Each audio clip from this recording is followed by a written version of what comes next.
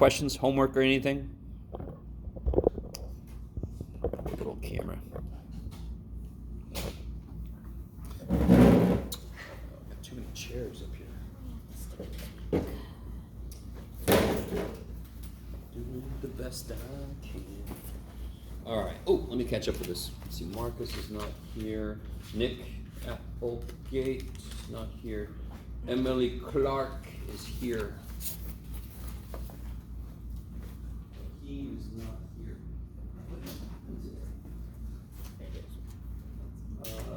Don? I said it's Monday, but it's Tuesday. Yeah. So it's hard. In terms of this class, it's like a Monday, I guess.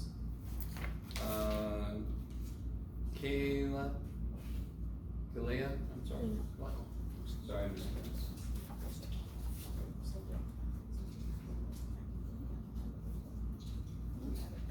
Miriam? Michaela?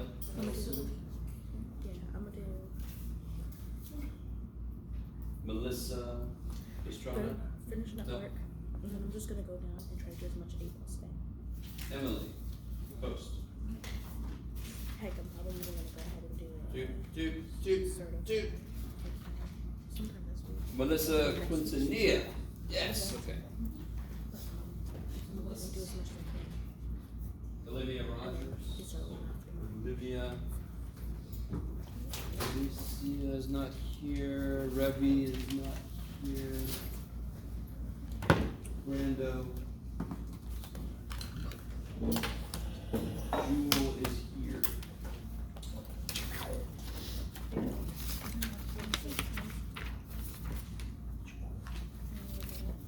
I'll look at it later. What's a bad grade for you? Everybody's got a different bad grade. What are you worried it is? Bad grade is less than a 75. Well, look at it then. I'll look at it later. Okay. All right, guys. Anything from homework or anything before I get into? And everybody saw this. Okay. So did you. Okay. All right. So we're gonna firm up a few things with uniform probability. I do have a worksheet that kind of has a example problem about binomial and uniform. So let me firm up some uniform stuff. I'll let you guys work on that handout. And then we're actually going to get into chapter 6 a little bit. Okay, that's the plan. Okay. So.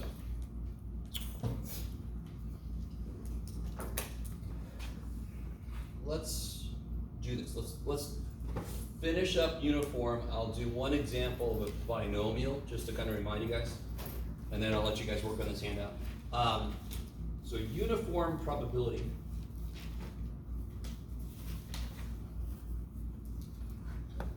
The idea is really simple. It's, well, one part of this is kind of nifty. We're leaving behind discrete probability distributions. Remind me, what does discrete mean? Only take on certain values. Yeah, it can only take on certain values. Very often whole numbers, right? When you're talking about number of cows in a field, you're not going to say there's 1.7 cows. Yes? Or if you do, you're just kind of weird, or the cow is very weird. You guys with me? 70% of the time it's there, it's phasing in and out of reality. Okay. So that was chapter 4, was all about was all about discrete probability distribution. And that's why I was able to make a table and have these discrete values for x. Yes? Mm-hmm. Now, if what I'm talking about is time or weight or anything like that, I need a continuous distribution, yes? Yeah. There ain't no way in hell I can make an xp of x table. Because what would I put for x? Every value between 0 and something, yes? That I don't want to make it. The table would be infinitely long. There's got to be a better way to do it. So instead of making a table, we realize, just like the dartboard, if I can draw a picture that represents my probabilities, then if I have a question about the probability within that, I can just find the area of that. Just like on a dartboard. If I make the area of the dartboard 100% or 1, then the probability I randomly throw a dart and it gets into any little sub area of that will be equal to the area of that section. Yes? So if I have a little tiny thing like the bullseye, to randomly throw it and get it in the bullseye would be really unlikely, which is why it's a good way to show somebody that you are good at throwing darts. If I get it into 3 times in a row, that is so unlikely to happen unless I am skilled at throwing darts. Yes? You guys with me? So this is the basic idea of the within a reasonable doubt, all kind of stuff. It's all about probabilities. Now, is it possible somebody who's never thrown a dart before can throw 3 in a row in the bullseye? Is that possible? Yeah. Hell yeah. Is it likely? No. Hell no. I love it. Okay. So, if I have a uniform probability, and before I forget, the book does something I always forget to state. Can somebody tell me what is the most important thing I have to tell you before you can draw the uniform probability for a problem? What information must I give you? Yes. Where does it go from to? Yes. So here's what the book notation does sometimes. The view like this. And this means uniform probability from what to what. So let's say it's from 7 to 19, yeah? Just because those are the first 2 numbers that came to my brain. And also, I don't know if anyone's tried the binomial probability stuff out, but they'll have this kind of thing. So the most important thing to know about a uniform probability is A to B. What's the most important thing for me to tell you about a binomial probability? You can calculate the mean if I tell you what. So for binomial, I've got to know, it's like rolling a die so many times, yes? I have to know N, and I have to know P. Why don't I have to tell you Q? Because if I tell you P, you know Q. Let me stop for a minute. So I kind of like what the book does, but it's so specific to the book. You never see the shit anywhere else. But it's kind of nice because it says if you have a uniform, the most important things is where does it start, where does it end. If you have a binomial, the most important things are how many trials and what's probably success. Okay. So let's focus on this guy. Can you guys take a minute and just draw that distribution?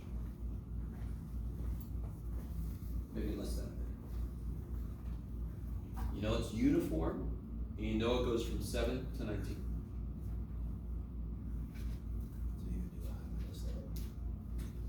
No? I mean, eventually, but just draw it. You just have to draw it over that interval. Usually, sort of like that, except you put a big ass freaking rectangle in it, yeah. So the first thing I can slap down is 7 to 19. And then like I just said, you just put a big ass rectangle on it. Why do I know I can do that? Because it's uniform. What's a normal probability distribution look like? A bell curve? What's it look like? Can you guys draw it? I'm not wearing my shirt, but that's all right. Yeah, it's like this, yes? That is very not uniform because the probabilities of the stuff at the ends are very low and the probability of stuff in the middle is much higher, yes? Uniform just means squish that sucker into a rectangle so that everybody's probability is exactly the same. Do you think that a uniform probability happens very often in the real world? No. No, but it does happen. And it's a beautiful little step between, in fact, I have a handout I'm going to show you in a minute that's a step between binomial and what we're going to get into in chapter 6, normal distribution. Chapter 6 is probably the most important chapter in the book. So it sets up everything for the rest of the semester. No pressure. Now, is this a complete picture? What's missing? 112. Yeah, this guy, the height, yes? Yeah. How tall is this rectangle? Oh no.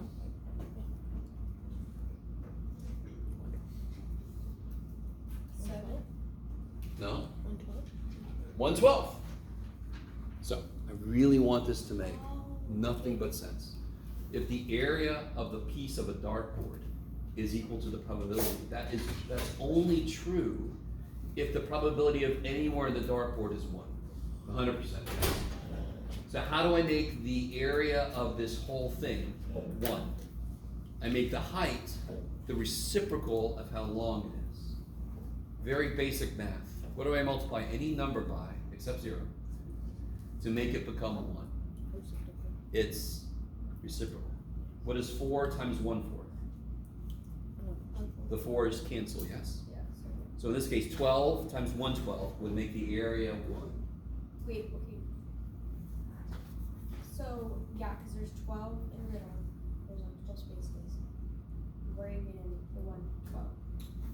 Do you agree if I make the area of a dartboard 100% or 1, then any area would tell me the probability I get it there, yes? Yeah. Like the little bullseye. I know the area of the bullseye related to 1, so if this area was 10% of the board, it'd be a 10% chance to get in there, yes? Okay, so it's the same way, I wanna make the area of this rectangle 1. Okay. I know the length is 12. So what must the width or the height be so that 12 times something equals 1? It must be the reciprocal, yes? You guys with me?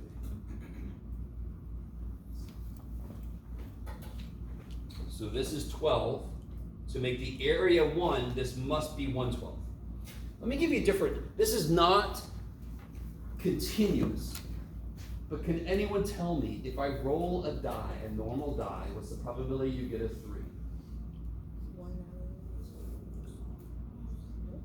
1/6. So every probability of each thing is 1 out of 6. Because it goes 1, 2, 3, 4, 5, 6. Yes? Same kind of idea. It goes 7 to 19, that's 12. So that every probability of anything should be 1/12. Very similar ideas. This is continuous though, but that actually lines up really well. The rolling a die is discrete, correct? Can you roll a die once and get 4.39? No. In this problem, could I get 7.87? Yes, because it's continuous. Whatever this is, this could be the amount of time I have to wait for somebody. Yes? So if we ever get, like, do the same thing, next time, but the answer for high minus low would be like 9, then it'd be 1/9. 1/9, it's crazy. That's it. So you're literally, whatever the width is, you're making the height 1 over that. And then, like, for example, you saw in the quiz, we'll get a problem like this, would you give us, like, U parentheses? No, I would tell you, they have a uniform distribution from 7 to 19. I wouldn't give it to you in these symbols, because again, like I said, they're not really widely used, but I just want you to know what the book means if you see that. Okay. Now, so let's start off. What's the probability I would get something between 8 and 10?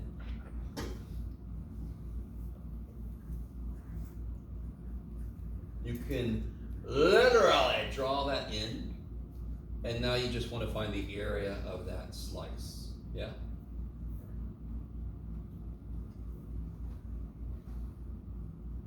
Can you draw that situation in?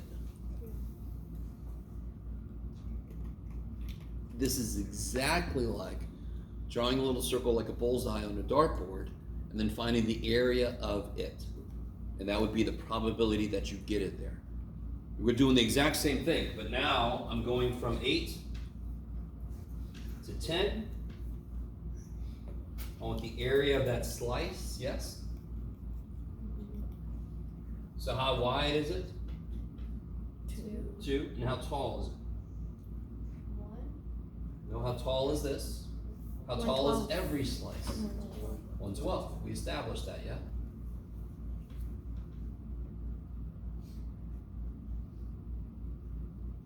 Percent. Can't get the percent symbol in there.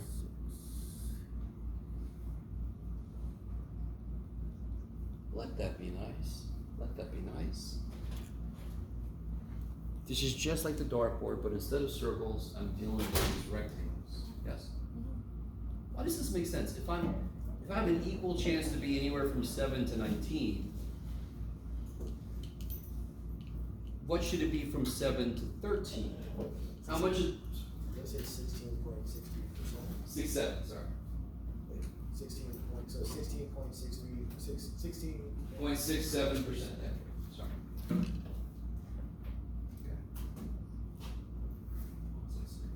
So it would be the same, Oh, yeah. right? So, real quick. If I draw this picture again. So step B says, what's the probability x is greater than 13?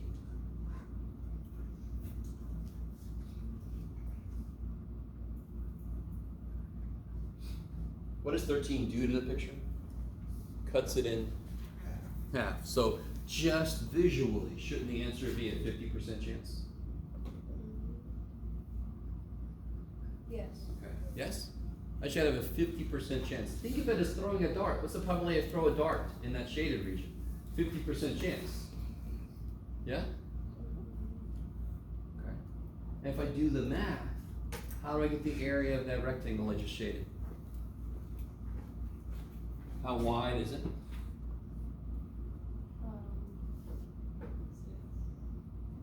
Six. 6. And how tall is it? 112. 1/12, which is 6/12, which is half, which is 50%, right? That's it. That's it. So the earlier one we did, the 8 to 10, was a tiny slice. It was only 2/12 of the picture. So if you do it, it comes out to be about 16.66%. Maybe. It's literally nothing more than that. I think you guys all get the dartboard idea. This is just making it a big rectangle. And then we're just talking about rectangular slices of it. Yes? It's almost too nice to believe. Now, let me see. I don't know if this is going to help or hurt. We're not going to talk about this besides what I'm about to say. But you could have a distribution that is triangular. Don't even draw this, just listen. You could have a distribution that is triangular. And then, and we're not going to do this, so don't freak out, but this is not that hard. What shape would this make? Rectangle. What shape is this? Does anyone know? Like a rainbow or something? Uh-oh, shit. Nope, not a parallelogram because two of the lines are not parallel. Parallelogram means both opposite sides to be parallel. Rhombus is a square that's been tilted. Say it again? Trapezoid? Yes. Oh, okay. There's a trapezoid. And again, we're not doing this, are we? You understand what I'm saying? There are distributions that are vaguely triangular, right? Which is kind of like a normal curve that's been like just, yes? There are situations that you can approximate with a triangular distribution. And then if I ask you a probability question, you're trying to find the area of the trapezoid. It's exactly the same idea. Just like a freaking dartboard, you're trying to find the area of the section. Oh. Yes? Yes? Was this stuff in calculus somewhere? I forget. Oh, Riemann sum stuff, yeah. Yeah. Don't we don't bring calculus in here because that'll really freak people out. Again, we are not going to do triangular distributions, but the idea continues. That's why uniform kicks so much ass, because it's just a freaking rectangle. Yes? Yeah. Okay. Now, let me ask you a couple. Coming back to this problem.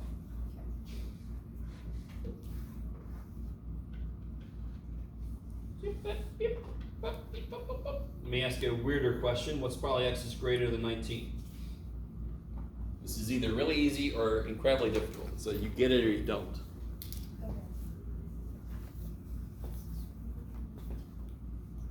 According to the picture, and according to what I told you at the beginning, what are the only possible values?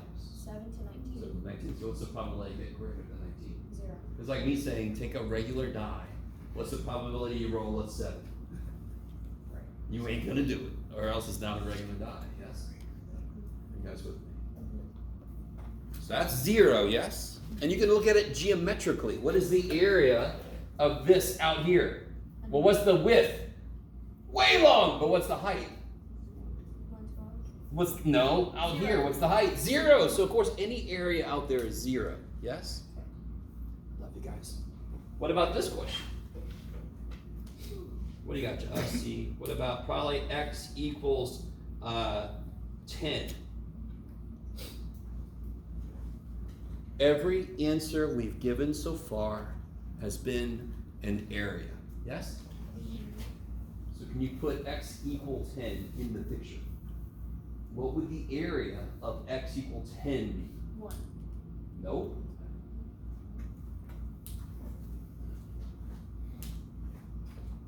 Here's x equals 10, yes? What is the area of that line? Because that's the representation of the question, yes? Where does that line start? 10. Where does it end? 10. Yes? 12? That's the width. The width is 0, isn't it? The area of any line is 0. Yes? Why? Because what's the width of a line?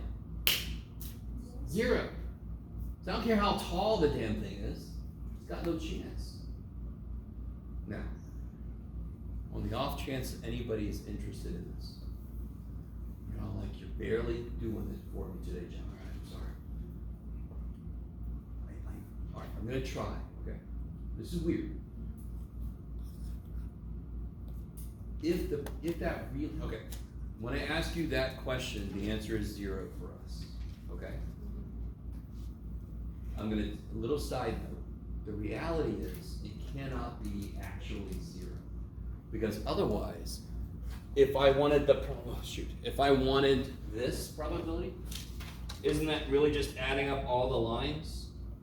Yeah. And if each line has a probability of 0, wouldn't I just get 0 for everything? Yeah. Okay. Everything I'm saying right now is just because I can't stop myself. You don't have to worry what I'm saying right now. What's the answer to this question when I ask you this kind of question? 0, because it's got 0 area. If you are at all interested, has anyone ever heard the word iota? No. The tiniest iota. Yes. There's an iota chance that this is going to work or something. Yes. Iota is not Yoda's cousin. Right? It's not Grogu's brother. Sorry. Iota is, I'm not going to get too deep into this. A very quick way to define it that a lot of my colleagues have trouble with, and I don't give a shit. It's the smallest positive number. So wouldn't that be very tiny? Wouldn't that be vanishingly tiny? But is it 0? No. Because it's 0 positive.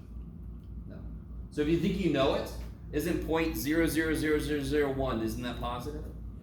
Is there a smaller positive number? Yeah. Isn't that kind of trippy? That's kind of like the idea of infinity just going the other way. I've gone too far, and I'm sorry. But whenever I talk about this, I have to give you that. If anybody's interested in it, you should look it up. Because when I was taught this, that's the question I asked is, how could that be 0 if you're adding them all up? And that's the teacher kind of went, okay, well. I was like, oh shit, I'm sorry. But I always want to share that. So when I ask you this question, you could say 0. If you say iota, a little tear for you. You don't get bonus points, but I'll give you a little tear. Yes, I'll make sure it drips on your quiz so you can see the little tear mark. Okay. All right. So if you want to look up iota, that's how you spell it. You spell it I-O-T-A. You don't have to. You're fine. Agree with me? All right, let me ask you another weird question. What's probably x is greater than 7?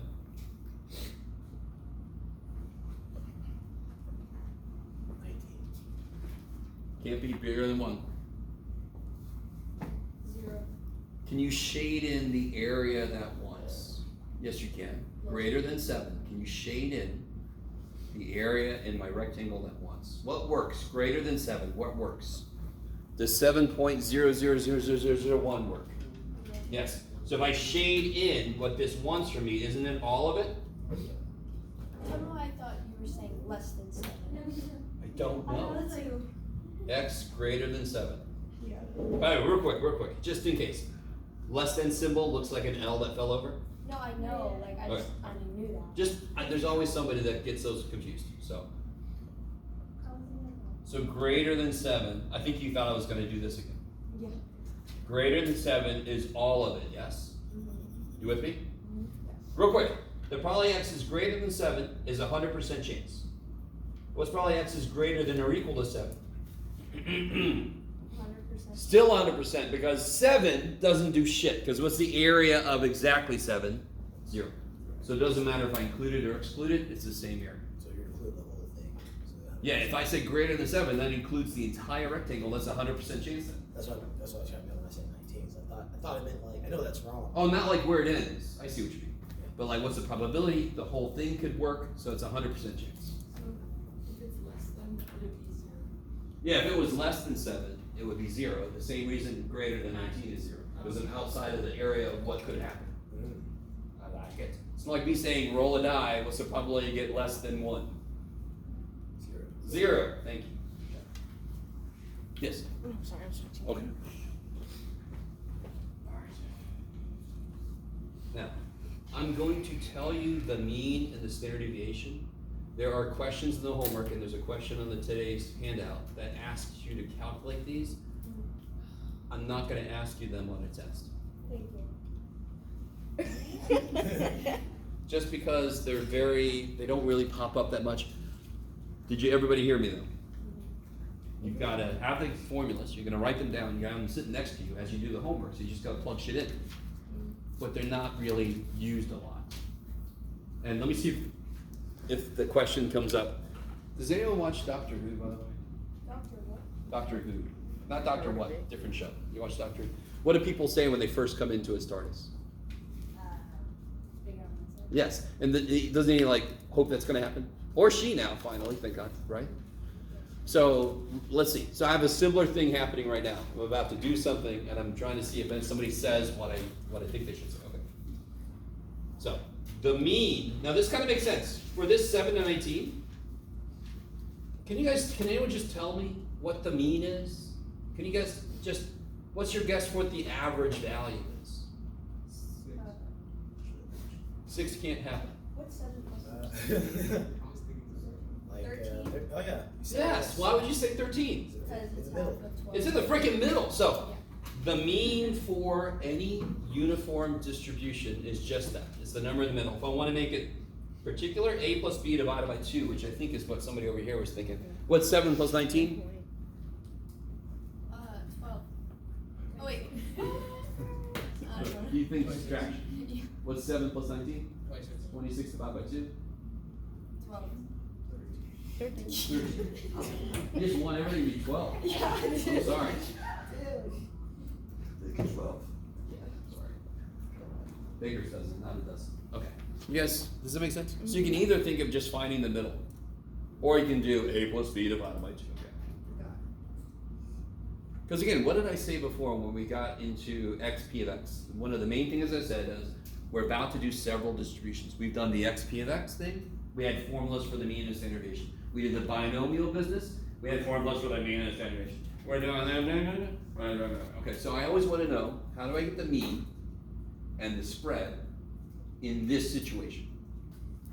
So that makes complete sense. Right. Standard deviation is, of course, the square root of b minus a squared divided by 12.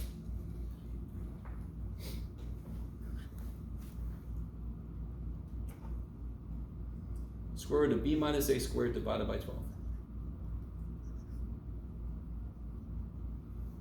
No questions? Are you guys just good with that? So 13 squared. We'll figure it out for this guy, but is everybody cool with that formula? Yeah. You really shouldn't be.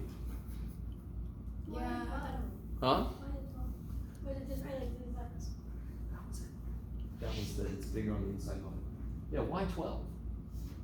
Why 12? So if anybody wants to, I have to see if I remember to do this. I've written up a proof of this. It involves calculus. So if you know any calculus, you'll follow it. Some of you guys are like, oh, in that case, I don't give a shit anymore. A lot of what we're doing in almost every course is based on calculus. Which you don't have to know calculus because we can just use the results. But that formula does not make intuitive sense. You guys agree? If it does to you, whoa. Because that don't make intuitive sense to me either, and I've seen the proof. That is not like, well, of course. The mean is like, of course. The standard deviation is like, what? But there is a proof. It does use calculus to figure out the formula for this. You don't have to know calculus. You can just use it. So what would it be for this problem then? What is B? 19. Yeah, so it'd be 19 minus 7 squared divided by 12. So 12 squared divided by 12. Yes. So in this case, it would be the square root of 12, which is like, I don't know, 3.29. I don't know, I'm making that shit up. What is the square root of 12? It's probably less than that. Let's see. I don't know, it could be more than that. I don't know. It's probably less than that. 3.464. Oh, okay. 3.464? Yeah. Okay. Now, I'd love it if you're really irked about that. And again, like I told you, I could post that proof. But if you don't know calculus, it might not make the most immediate sense. Yes, Post it where? on campus. Just gotta remind me. Okay. Somewhere in my files, I've got a write-up of the proof. Okay, again, so I want us to all know at least that for every distribution we talk about, there's a way to get the mean and there's a way to get the standard deviation. Why is it important to know that?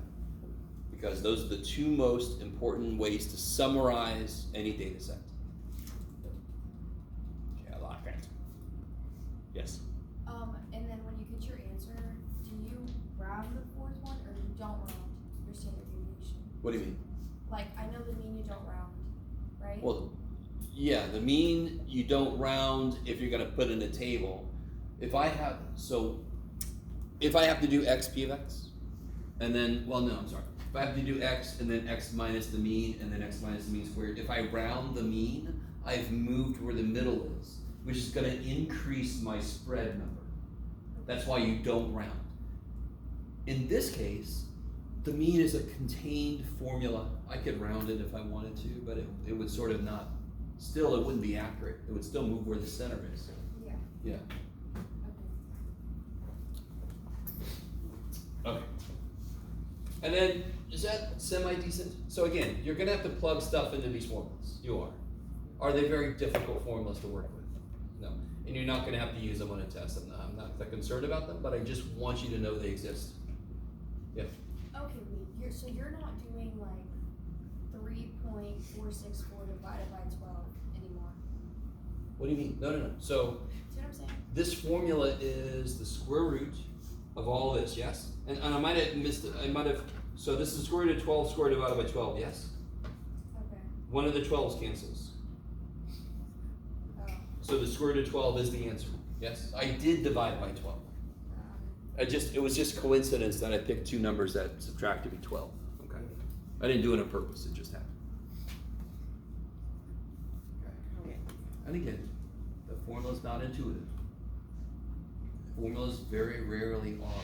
So when they are, we should celebrate. All right.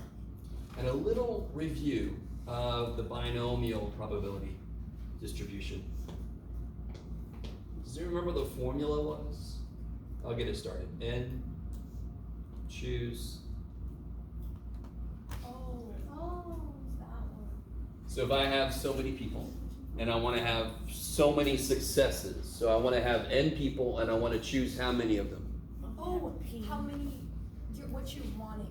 X. Yeah.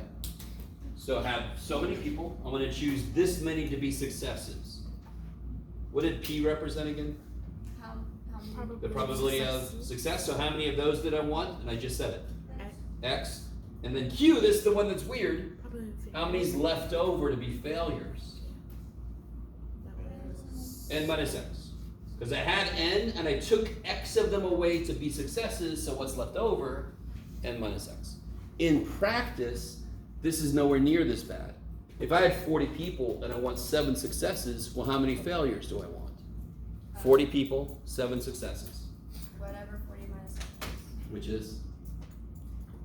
Couldn't tell you. 33. 33. Yes.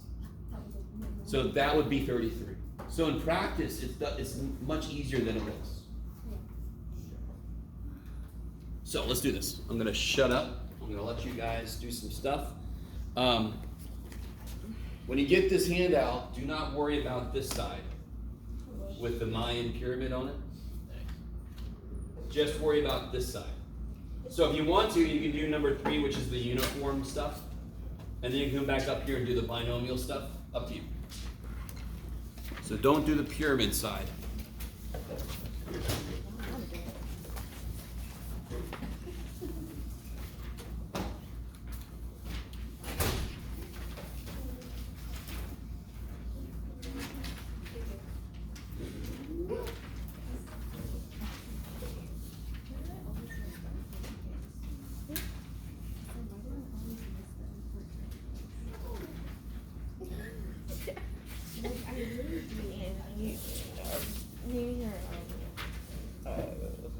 Last Thursday would have definitely given me. It's okay, it's okay. You can watch the lecture. We got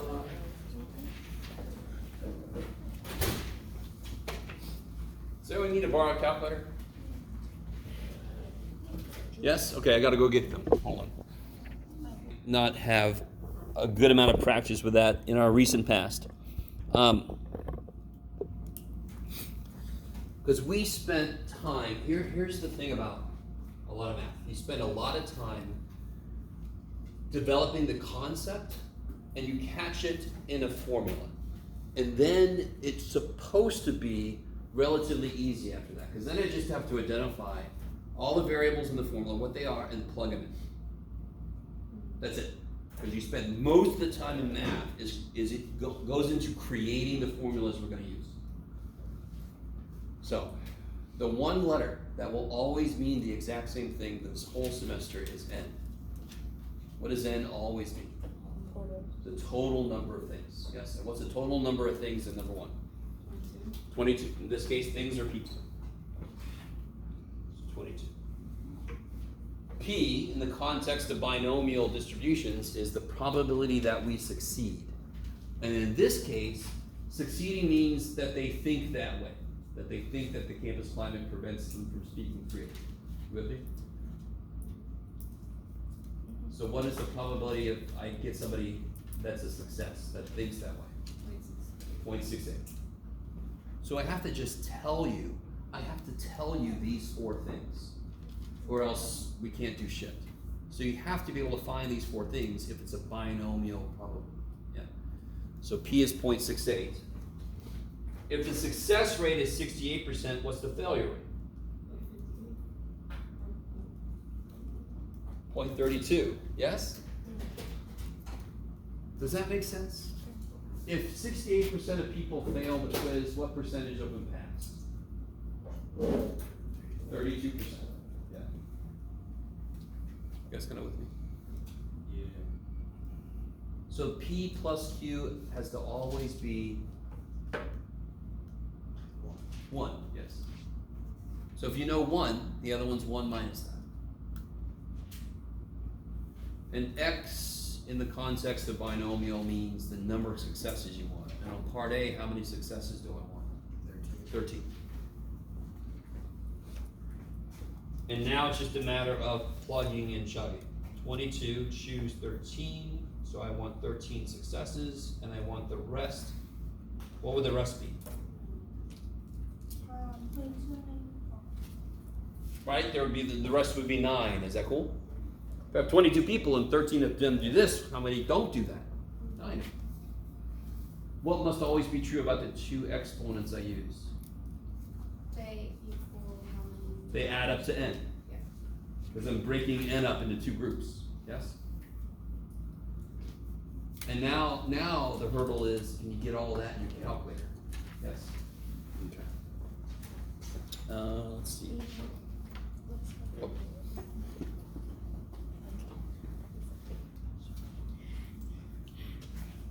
So you do 22, math, probability, choose. Did I turn my camera back on? Yeah. Yeah. Okay. Poor little guy. You doing all right? Yeah. Okay.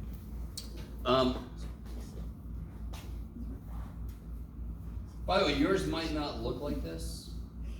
To be really honest, if yours looks like 22 NCR, that's sort of better. And I'll show you why. Do you see how I'm down here? So I have to hit the over arrow to come back up to normal. So then you get times 0.68 to the 13. Now where am I? Now I'm up. Shit, I gotta get the over arrow times 0.32 to the 9th power.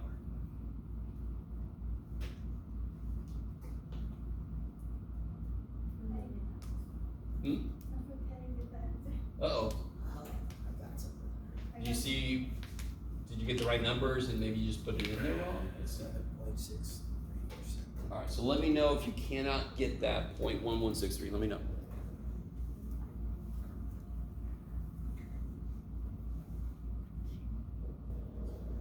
So I'm taking that to mean everybody got it. Look. Even if you didn't, this is a great time to tell me because it's going to help you. Who cares about the other people around you? Maybe some of them are lying. Yes? Yeah. So which one? Probability? Third one down? Yeah. Cool. Oh, but you put answer, so yeah, clear. Clear. Okay. 22. Then do NC. Alright, because 22 comes first, yeah.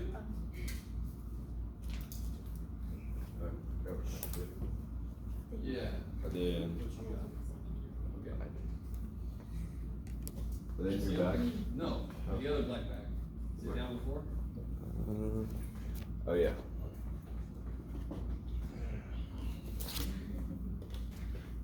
Oh, this you got the wrong thing here.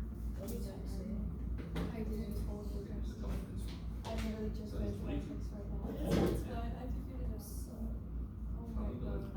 I'm so The bad. one's got the choose. C. So that was choose. So you choose. And then I really go to 14.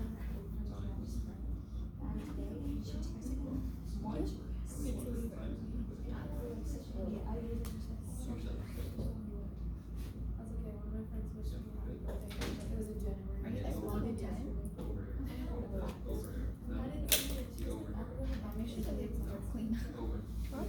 I said make sure that you clean That'll bring you back. I thought it, I even thought it maybe possibly just staying to the end to just work on homework and then it again, but I was like, you know what, I better not, because when they start cleaning up the class. Or maybe I'll just let them, I'm not on shift. Now you gotta pay me. Like, no, so, Whenever you bring extra hours, do you whenever you bring up extra hours, do you add it? on work day, I sleep down. You do? Yes, you've been doing that, right? Yeah. I was just making sure. Okay.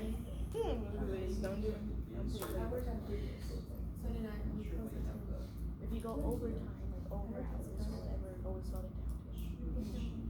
Like for example, when they was helping us set up here in this office, like there was a machine and no, Alright. like how long do you want to set up? Schedule.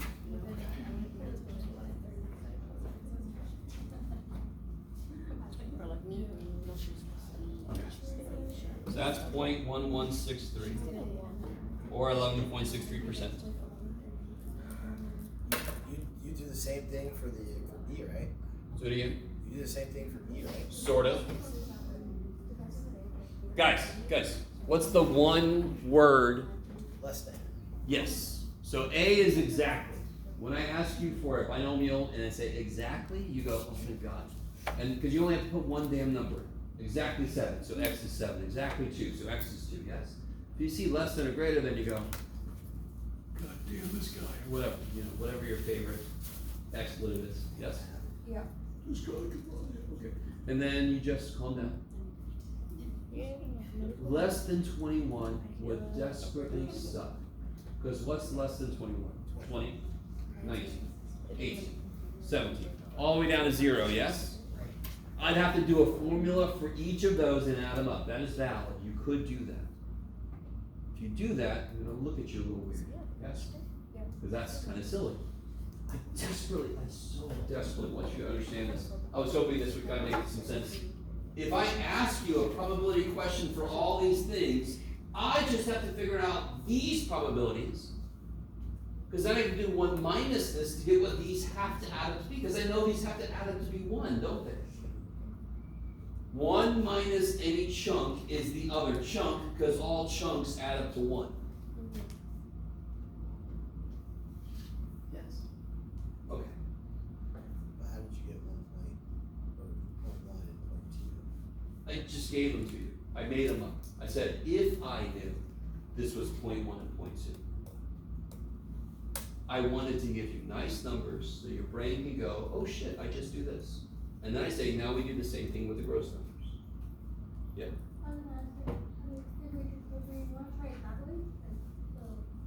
This is the idea. This doesn't really help this problem, right? So if you identify that the question I asked you has way more work than the opposite question would, what's the opposite of less than 21? Or equal to 21, yes? What, and another way to say the opposite of it is what does that leave out? If I said less than 21 successes, what does that leave out? 21 and 22. So I have to do a formula for 21, a formula for 22, figure out what these actually are, because I can tell you they're not these. What's the formula? Same formula we used in 1A. Same thing we do every night. Try to take over the world. So, why would it be a different formula? Is this a different probability distribution? Or is this still the same problem? Same problem. I still have N, I still have P, I still have Q. Don't I now want X to be 2 different things, yes? So I have to do the formula for 21 and 22. I'll do that first. I'll make the problem angry for a second, because the problem's like, that's not the answer, and then I'm like, what, 1 minus that. There, leave me alone, yes? If I do 1 minus what I get, I'll answer the question. Why do we do this? It's a lot less freaking work. I don't want to set the formula for 0, 1, 2, 3 up to freaking 20. I don't want to do that. I'd much rather set the formula up twice, dear God. Yes? So if X is 21, what's the formula look like? 22 C 21 Yes. times 0.68 to 21 times 0.32, 22 minus 21. Which is 1.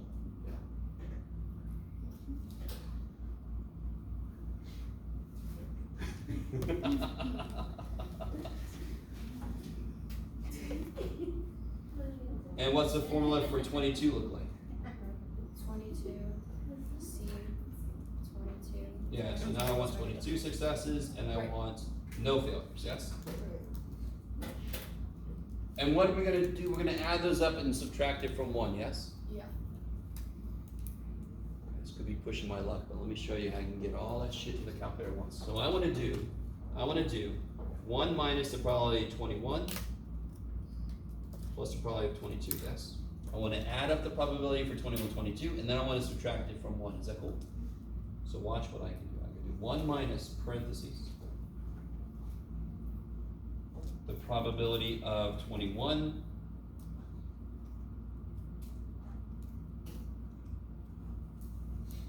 just for completeness, I'll do that. Is everybody cool? Is that the probability for 21? Yeah. Sorry, let me put it up here.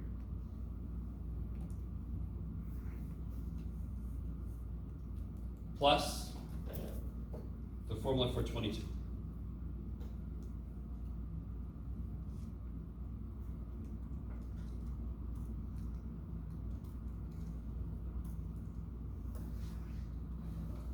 So now I'm doing 1 minus the probability 21 plus the probability 22.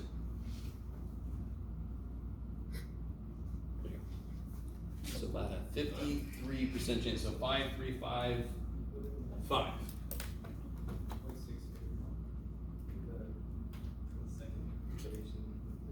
Can I see the formula again?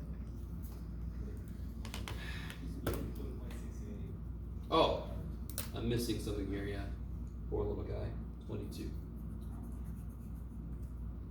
Yeah, okay. Okay. That feels yes. better. 9977, is that cool? Oh, Yeah. do it. Okay. Right, okay. See how easy it was to edit? You can either hit second enter, or you can hit the up arrow, hit enter, and then you can go back and edit stuff.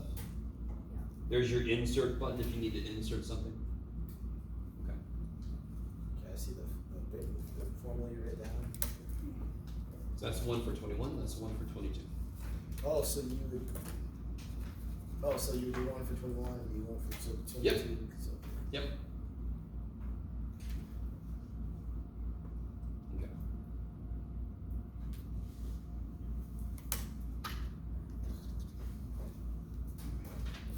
Real quick, if I said there were 3 green balls, 4 red balls, 5 white balls in a bag, let's probably get a green or a red. Wouldn't that be green or red when I just add them together? Yeah. Couldn't I calculate the probability green and then add it to the probability red? Yeah. Alright, so it's probably a 21 or 22. I calculate the probability 21 and I add it to the probability 22. Because or means add. So that would have been great if the question would have been at least 21. We would have been done with just adding these together. But the question was the exact opposite of that. So then I can just do 1 minus. Does everyone agree that's much better than doing a formula for 0 and a formula for 1 and a formula for 2 up to 20? That option is there for you if you want to do it that way. I don't know why you want to. And then number 2 is the same kind of problem, yes? Yeah. I'll just ask you a few more things. So, can you guys identify the 4 parts you should always identify? What's N for this one? part 12. No, N is a number of, it can't be point. 211, N is always the total number of things I'm looking at. So I'm looking at 211 US workers. Oh shit, yeah. I was looking. Ooh, immigration is obviously a big deal nowadays, and just to speak data very quickly, immigrants, both documented and undocumented, are nothing but a economic boon for America. Doesn't have to be a political statement, it's just the truth. Anyway, I'll stop. I don't want to get any political whatever crap. So it's bullshit. P is point 12. Huh? P is point 12. That's what Yeah, okay, so the probability of success. I have mine's written upside down. Gotcha, 12. What's Q? Point 8, Right, P and Q always have to add in 1. 19. And I want 19 successes, Steven is perfect. So then it would be, I got 211 people, I want to choose 19 of them to do something. So 19 do this, and the rest do the other thing. Right. What would that be? 211 minus 19 is. 192. Okay, yeah, that's what I was thinking. Do 211 minus 11, and then you have to subtract 8 more. Yeah. Or just do it in the calculator. So everybody has everybody tried to put this in the calculator? Yeah. Everybody has? Yeah. Natalie is spokesperson. So 211, oh shit. Yeah. 211, choose 19 times 0.12 to the 19th over times 0.8 to the 192. Shebang, that's what I get. Is that what you guys get? Alright, so this time you did it right, Jeff. Good job. What is that? 0362. Jeff.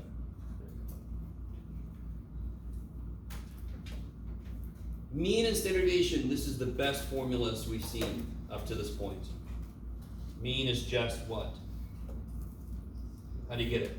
Oh, half. Okay. Add. No. Wait. I thought it was divided by. Don't you add the 2 numbers Nope. together divided Nope, by 2? nope. It's not uniform. This is not a uniform dispersion. We have NP, Q, and X. This is an NPQ problem. I like to call these NPQ problems. So what's mu? Let me ask you this way. What percentage of U.S. workers are working? 12. 12%. And there's 211 U.S. workers. So how many would you expect to worry then? Oh, 12% of? 211. So it's always N times P. So to 11 times 0.12. Okay, wait. And it's like, you do 211 times 0.12. Okay, that's fine. Yep. Let's see if I can do that.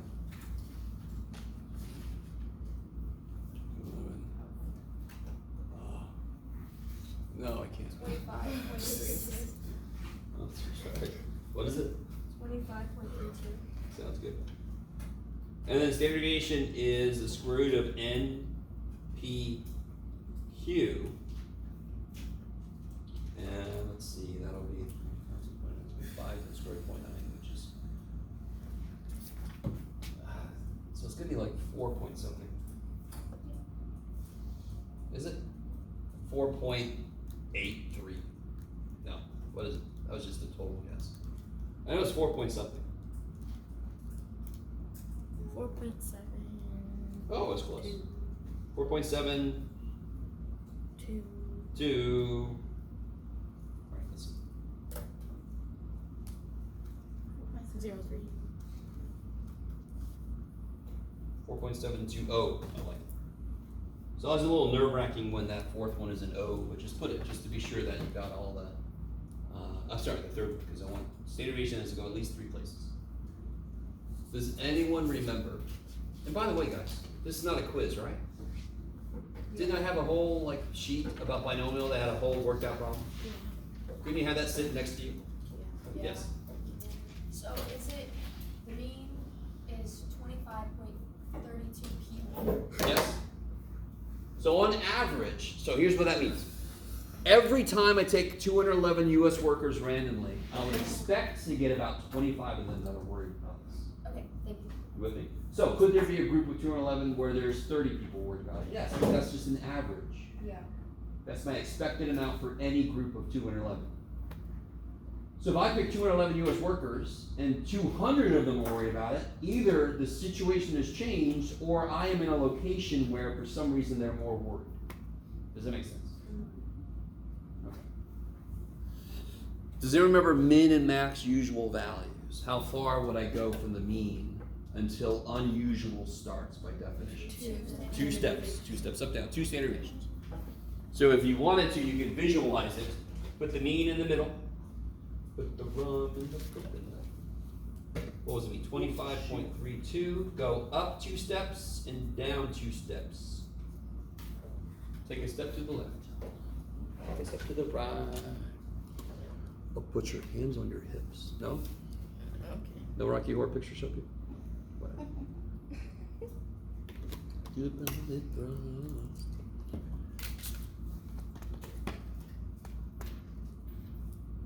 So let's see, 1 step is 4.72, so 2 steps would be 9.44, is that right? No, 9.44 I think. So you should get 34.76 for this one, maybe? I could be wrong, I'm fine with that. Nice! And then, shit, just one round ahead. You should get 17.8 something. I think it's like 15.88. Is it 15? Oh, it is 15, damn it. 15 point, 88. alright. You're fine, John. So, out of any group of 211 US workers, this is how many I would expect usually between here. So would it be unusual to get in a group of 211 only 14? Yeah. Officially, it would be unusual. Okay. Yeah, so how do you say that? Outside of 2 standard deviations. Kabam!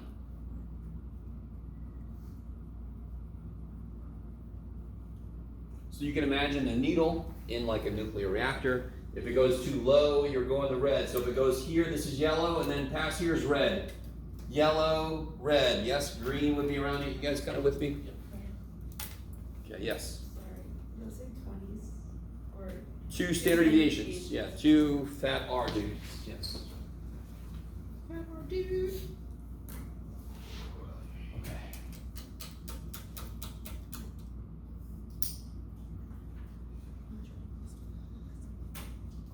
Alright, so then we get to the uniform one. I think everybody might have done this one first. What does it look like? Tell me anything about it. It's a rectangle. It's a rectangle. Woogie, woogie, woogie. And what's it go from to? 22 to 39. Holy shit. And then how tall is it? 1 out of 17. 1 out of 17. Kick ass. Is everybody cool with all that? Yeah. So if you draw me a rectangle and you don't give me a height, you're gonna lose a lot of points because that's one of the more important parts of it. If you don't draw a rectangle but you have this and you have these, you're gonna lose some points because this is what it actually is this big old rectangle. So what's probably takes between 27 to 31? 23.5.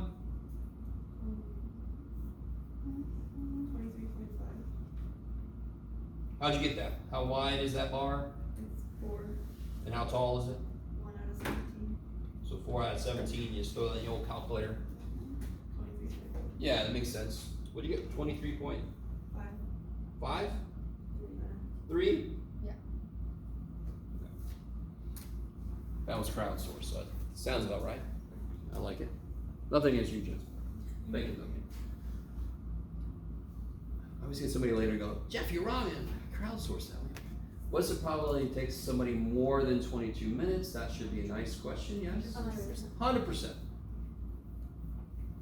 And that kind of makes sense. If I give a quiz out, there should be some minimum amount of time it takes for a student to actually do it. Now, I'm discounting somebody who just gives it right back to me with their name on it. I don't know. Right? Right. What people normally do is they keep it, they draw little pictures, and then they give it to me. And I'm like, well, at least you drew pictures for me to look at. So this would be 100% chance. What's probably that it takes 8 minutes. There's 2 reasons why it's 0. What's one reason it's 0? No way. There's nothing that way. There's no width. Another reason it's 0 is it's No. not even in the acceptable range yet. So I'm not sure why I made that a question. Let's do that. And then what's the mean? 3. How'd you get that?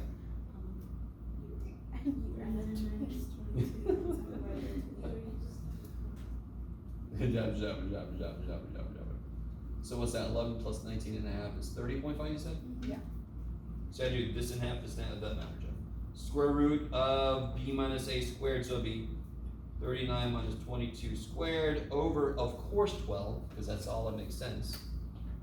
I mean, of course it's 12. Which is square root of 17 squared divided by 12. I don't know if anybody realizes you can actually take the square root of the top. Because it's squared, right? It doesn't matter. It doesn't matter. 17 squared is, 289. huh? 289. 289, and then divided by 12 is 24.0825? No. 24.0833. Oh, I haven't square rooted yet. And then you square root. So in the calculator you could just put, to be honest, in the calculator you could put the square root of 17 squared divided by 12. You could just do that. So you get 4.907. Is that what you guys got? Yeah. Chicago! I just threw a 6 in those. Okay. So, last thing for today. And this is good we did this because, of course, well, what did I say? I forgot already. The quiz Next Tuesday. next Tuesday, 4-1 through 4-3, and 1. Uniform. So this is basically could act like a practice quiz. So let's look at the other side, this weird thing. So, in the interest of time, we're gonna do this together. So what's n in this problem? 14. What's p? 0.50. Good. It's a fair coin, I'm assuming. And then what's q? 0.50. Yeah, it's 50-50. So probably exactly 9 heads would be 14, choose 9. I want 9 successes and the rest to be failures. Some of you guys might realize that when P and Q are both 0.5, the formula you can combine those and make it 0.5 to the 14th. Does that really change anything? No. But just in case you realize it, feel free. How often does it happen? Not very, so who cares? So can you guys take a moment and put that in the calculator? Let's see if we get the same thing.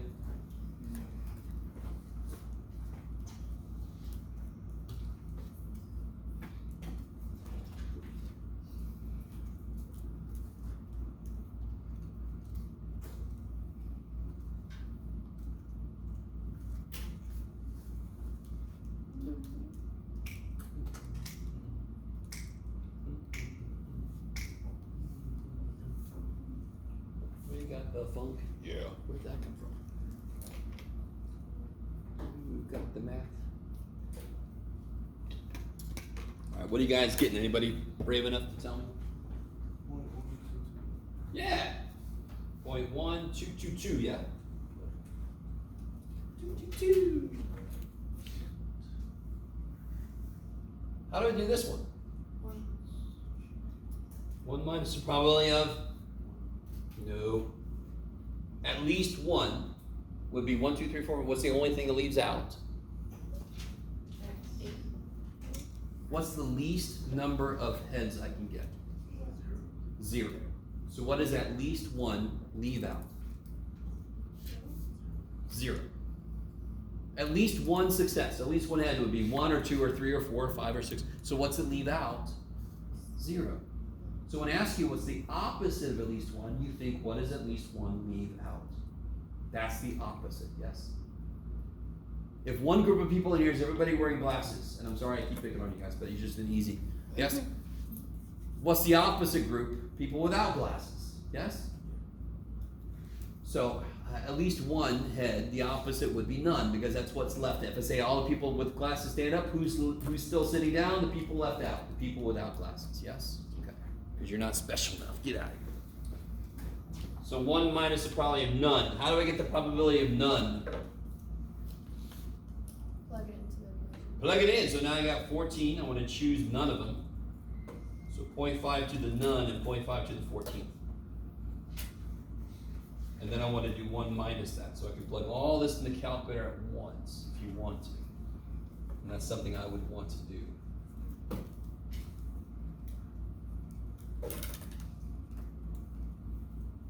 Yeah. Sorry. If you do this directly, you should get one of those e to the negative situations. Yeah. That should be like point, it should be 6 something. Bless you. I get 0.9999.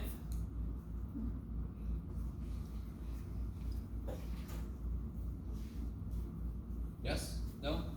Yeah. Screw you, Jeff. So again, if I just do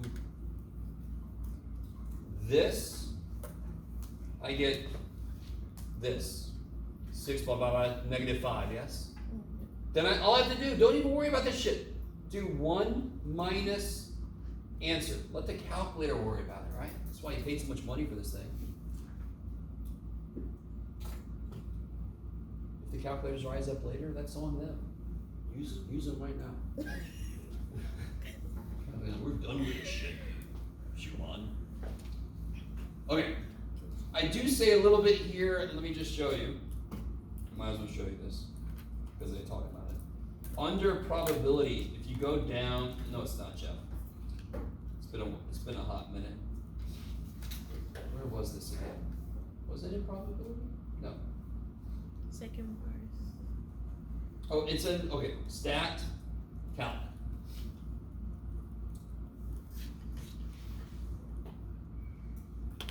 Here, now I forgot, let me see my little notes. Oh, that's right, that's just so silly. Okay, let me try this over again. I think you guys have picked up the fact that I don't like the calculator. I do a lot of stuff by hand. Do you see above the VARs button where it says distrib? So that stands for distributions. Hit second VARs. Do you see how the first 2 sound very familiar? Normal. If you scroll down, you'll eventually get to binomial stuff. So binomial P is binomial particular. That's when I say exactly something. Binomial C is binomial cumulative. And it goes from something up to whatever, from 0 up to whatever. So I have a little blurb in here about how you can do that and check your work. What's the mean? If I flip a coin 14 times, how many heads do I expect? Do you have to do any work? No. Well, how many heads would you expect out of 14 flips? 7. 7.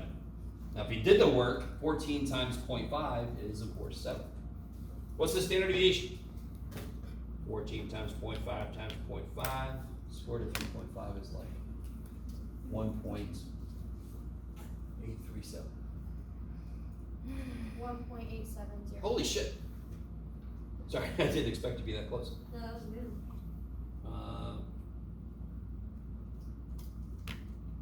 1.871, yes. Is that cool? Oh, by the way, before I forget. Oh, this is perfect timing anyway. Well, let's finish this out, sorry. The mean minus 2 of these and the mean plus 2 of those will tell me what's a normal expected amount of heads. What's the usual expected amount of heads? So if I do 7 minus 2 of these, oh god, just do it here. 7 minus 2 of these. Second enter, make that a plus. There we go, there's my range. From 3.258 to 10.742. Is that okay, guys? I'm just doing mu minus 2 of those and mu plus 2 of those. So if I flip a coin 14 times and I get 13 heads, is that evidence that the coin was weighted? What? If I flip a coin 14 times and I get 13 heads, is that evidence that the coin was weighted? Yes. Yeah. Yes. Is it proof the coin was weighted? No. Hell no. But it's evidence. It's evidence. Why? Why is it evidence? Because it's above the usual expected amount. Is it impossible to flip a coin 14 times and get 13 or 14 heads? So you would say No. it's unlikely to get 13. It's so unlikely. possible. It's unlikely. Okay. But for that note, is that a 1? Is that a 0.551 or is that the line thing? Where are we looking? At the standard deviation, Q equals in. Yeah, it's parentheses. 0.5 times 0.5? Oh, that's parentheses. Yeah. and Okay, you- I was making sure 'cause Yeah. I put that. Okay. So real quick, do you see how we got 0.122 here? Do you see this table is just a collection of, if I calculated all the probabilities, because C9 is 0.122? This is cut off at the 3rd decimal place, so I'm sorry, but the source I got it from was, so it's too bad. So then I just took those and I made a histogram out of them. You can see that. Is that cool?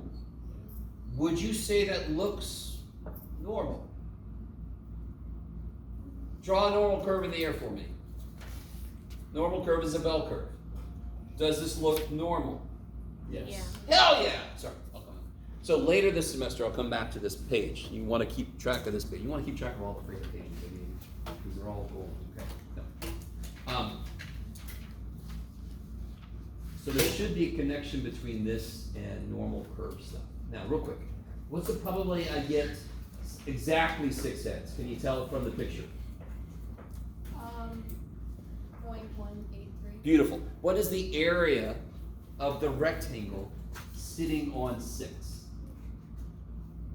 In fact, what does the rectangle go from to? What is that rectangle? 0.1? No. What does this rectangle go from to? From 5 to 6. 5.5 and 6.5, yes? So how wide is it? From 5.5 to 6.5. How wide is it? 1. And how tall is it? 0.183. Isn't the probability of 6 equal to the area of its rectangle? Yes? If I visualize probability distributions, areas become probabilities. So this feeds, is this a continuous thing? No, because I'm talking about flipping a coin. But still, you can see how it starts to mimic what we're doing now. If I visualize a probability distribution and the whole thing is 1, would you agree that all these probabilities add up to 1?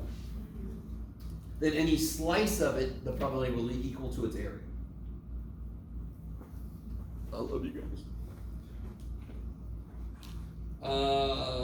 So this looks very familiar.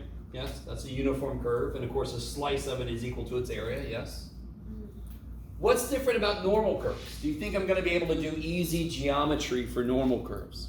Do I have a geometric formula for like this shape? Yeah. Oh, what is it? What shape is this? Trapezoid. No, it isn't. Why is it not a trapezoid? Because this side is... It's curved. Yeah, it's a souffle trapezoid that fell. Yeah, poor little souffle. Don't know. Souffle. Sorry, I don't know if you guys ever made souffles, but they have a tendency to... Okay. I need you guys, I really desperately want you guys with me, because when it's a simple geometric shape, the area is the probability. So for uniforms like this, tears of joy, because you just have to find areas of rectangles. Yay. Yes? You with me? Normal curves, I can't do geometry. I cannot, because the freaking things are like melted crayons. I don't have a melted crayon area formula. Do you? By the way, you remember putting crayons out in the sun, letting them melt together? Or maybe that was just me when I was a little kid. Let's take a light. Because we didn't have the Nintendos in the huh? Or you can take a lighter, but you know, my parents smartly enough always made sure it didn't have one. Does he have one? No, good. Keep that away from the boy. Because they almost said the backyard fire. Who hasn't? Yeah. Yeah, you learn a lot. Okay, so do you all agree then that if it's got a shape like this, any shape where I cannot do it geometrically, I have no freaking formula for it, don't you want some help? Wouldn't it be nice if we had like a chart that gives me all the answers for these areas? Yeah. All right, let me give it to you. You just asked for it, so I'll give it to you. So, you could have said no, we could have just skipped chapter 6. But obviously.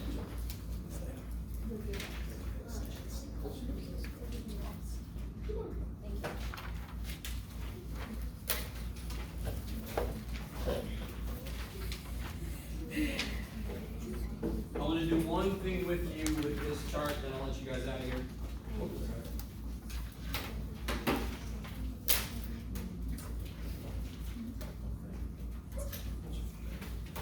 Well, let me say it before I forget. This is really, really important. Do not write on this unless you want to put your name on it. Don't put notes on this. You will bring this to tests. You will turn it in with your test. If you have notes on it, that's bad. You see what I'm saying? Yeah. If you need a clean copy, I have some left over, so if you need a clean copy of test day, get a clean copy. You guys with me? Yep. Okay, now, can you guys remind me,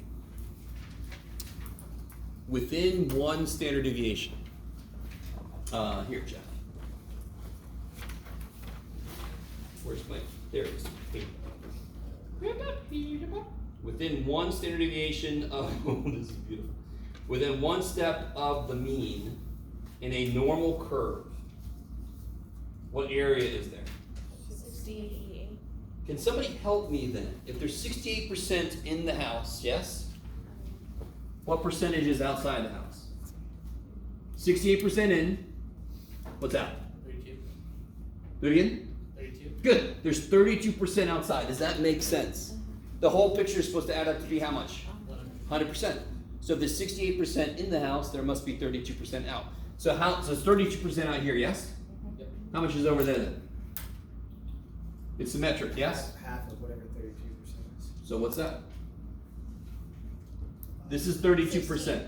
That's 16, good. Does that make sense? Yeah. Outside, there must be a total of 32%. So how much is on either side? 16%, yes? Or 0.16. You guys with me? Yep. Now, that is an established fact that you guys actually just kind of accepted, but that's okay. So if this chart tells me a number that does not simplify to 0.16, we can all forget the rest of the semester. So how does this chart work? This chart takes a little getting used to. Can somebody help me out? What's the z-score for whatever this thing is? What's the z-score tell you? How many standard deviations? How many standard deviations from the mean? So if I take how many standard deviations away is one standard deviation below the mean? 1. 1, -1, yes? I am down 1, yes? Which symbol? The one I just heard about the first one. That, No, the oh, that's my mean that got a little excited. Okay. So the way to read this chart, what do I want to get? I want my z-score to be -1, yes? Is everybody okay with that? Yeah. If I went one step up, what's the z-score? Plus 1. If I went 1.27 up, the z-score is 1.27 because it keeps track of how many steps you've gone. Yes? So the empirical rule, within one standard deviation, so that really means within one z-score. from negative 1 z-score to 1 z-score, there's 68% of the data. So one standard deviation up and down is 68%. Yes, that's what we know from empirical rule, yes? Do you all agree that negative 1 is the same as negative 1.00? Okay, so here's how this chart works. Obviously, we're gonna do a lot more practice. Obviously, if you don't quite get it today, you're fine. This is weird looking, yes? The way this works, if I wanted to look up a z-score negative 3.42, I would look up negative 3.42. The top row tells me the second decimal place. Negative 3.42. And then whatever I look up is the area below what I just looked up. Is everybody with me so far? If I look up negative 3.42, that's negative 3.42. So what they've done is they've taken the first decimal point here and the second decimal point here, so they could give this to me very quickly and efficiently. So what area is below negative 3.42? It makes sense that this is a very small area because it's a very small part of my picture. So how does this work? Number one, what distribution does this work for? Normal. I can't make you erase this, so it's like a note on your chart. Yay. So I can only use this chart if it's a normal curve. What area does it always give me when I use the chart? The area that is below the z-score I looked up. Now remind me, if I look up a z-score of negative 1.00, what area should I see? 0.16. We all did that earlier, correct? And we did that based on the theory. If I look up negative 1.00, yes? Negative 1.00, I get 1587. If you round that, it's what? 0.16. So this chart is like empirical rule on steroids. It fills in a lot of the gaps in between. We know 1, 2, 3, don't we? Now we know 1.27. Now we know negative 2.48. Now we know a lot of shit. So dear God, well, try not to lose this. Try not to write all over this thing, yes? Don't make any little marks, because then I'm not sure if that's a little shorthand that you made for yourself. Do you see what I'm saying? I've had people do that in the past. Very creative, but no. Next time, we're obviously going to do quite a few examples about how to use this chart. Okay.